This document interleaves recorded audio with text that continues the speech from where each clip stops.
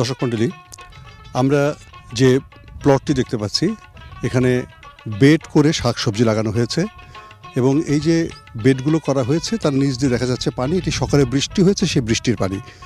মূলত যে সমস্ত এলাকায় জোয়ার ভাটার পানি প্রবেশ করে বা বৃষ্টির সময় যে সমস্ত জমিগুলো ডুবে যায়, সেখানে জমির কিছু অংশের মাঝখানে বেড তৈরি করে এরকম শাকসবজি করা যায়।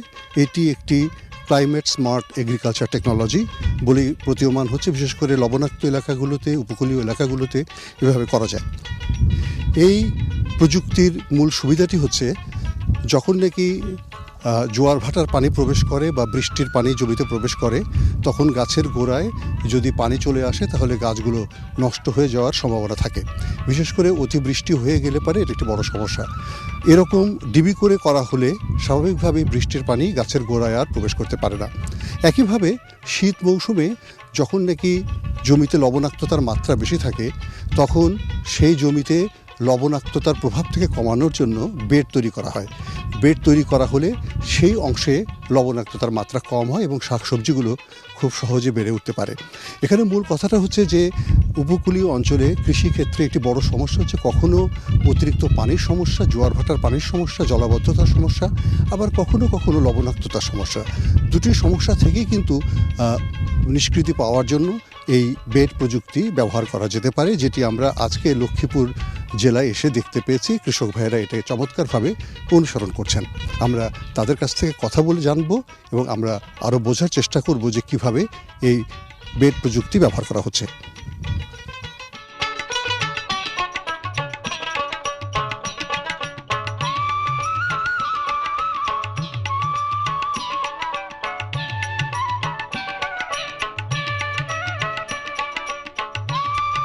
সালাউদ্দিন, আপনি এই যে দেখতেছি বেড করে আপনি শসা চাষ করতেছেন বা অন্যান্য করেন কেন?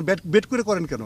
করি যে বর্ষা সিজনে পানি হয়, এই জন্য বেড করে গাছ বাঁচানোর লাগিয়া করি। কারণ বর্ষার সময় কি পানি ডুবে যায় জমি? বর্ষাকালে পানি ডুবে যায়। এই বেড করার কারণে পানি গাছের গোড়ায় যেতে পারে না। আচ্ছা, আর শীতকালে কেন করেন? শীতকালেও কি বেড করে করেন? না।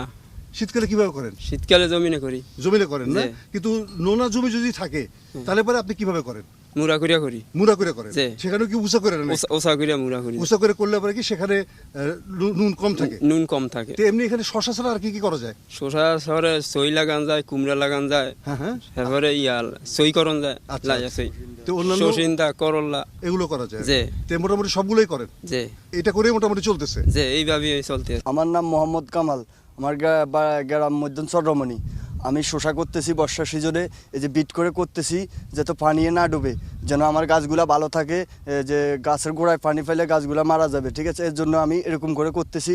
ইনশাল্লাহ আমার গাছ টিকতেছে, ভালো ফসল পাইতেছি। শীত মৌসুমে করি যে মুড়া করে করি, যাতে নুন টুন কোনো যে সমস্যা না হয়, যে এটার থেকে ভালো থাকে।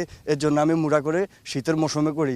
এখানে কদু করা যায়, সিম করা যায়, করলা করা যায়, মিষ্টি কুমড়া করা যায়, হ্যাঁ, অনেক শাকসবজি এখানে করা যায়। তো এমনি শীতকালে কি কেউ বেড করে করে না? শীতকালে বেড করে করা লাগে না। শীত কারণে ওখানে পানি থাকার জন্য হালকা একটু উঁচা করে মুড়া করলে ওখানে জিনিসটা খুব সুন্দর হয়, সব দিকে ভালো হয়।